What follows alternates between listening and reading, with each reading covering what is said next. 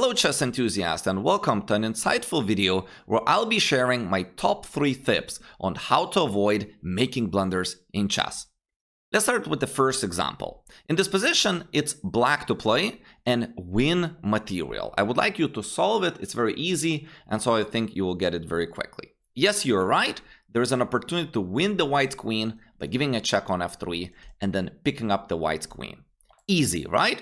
If I give this to 800 player, 1100 rated player, 2000 rated player, almost all of them will know what's the solution if I'm giving them the information that, hey, there is a way to win material here with the black pieces. Now let's change the situation a little bit.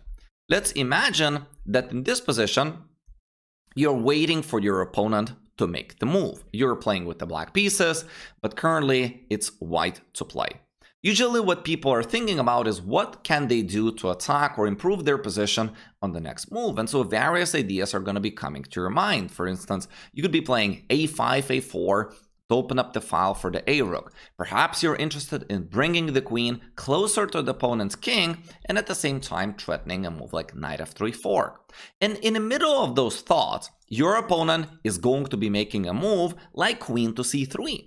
And in a game-like situations, very often, beginners to intermediate level players, if the pattern recognition is not kicking in right away, they will follow up their initial ideas. They will continue playing a5, a4, or they would play queen g5 and not capitalize on the new situation that has arisen. Make sure that you're always evaluating your last opponent's move. Did he create a threat? Did he blunder? Doesn't matter even if you had the most ingenious plan ever created, always focus and evaluate your opponent's last move. This will greatly reduce the amount of blunders you make. Now let's move to advice number 2. That I call neglecting the king's safety.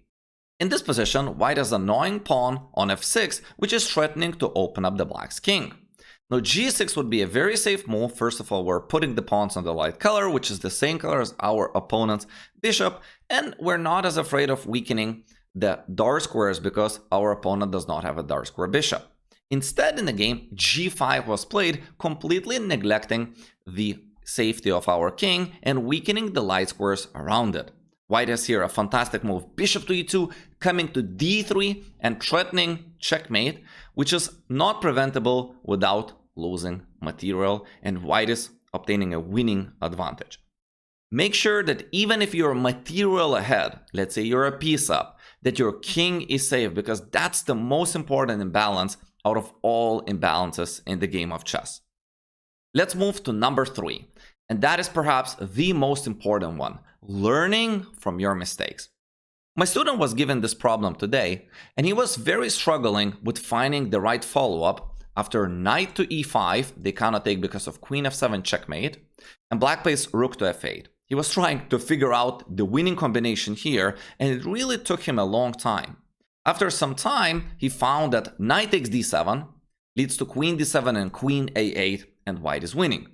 Now, normally when people fail to solve such problem or take a long time, they would just move to the next problem right away.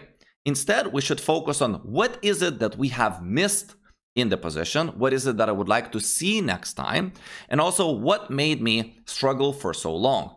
And we identified that the student was overly focused on trying to checkmate our opponent. So the next time he's going to be approaching a similar problem, he could say, well, even if the king is completely boxed in, it's possible that there is an alternative move on the other side of the board that is picking up the material. What is it that we have to notice is the queen of blacks that is being overloaded as well. Queen cannot defend the rook and bishop at the same time if the knight is taking on d7, and so white is winning the material. When you're making a mistake, make sure that you're focusing on why you made that mistake. What is it that you had to see in the position in order to notice it better the next time?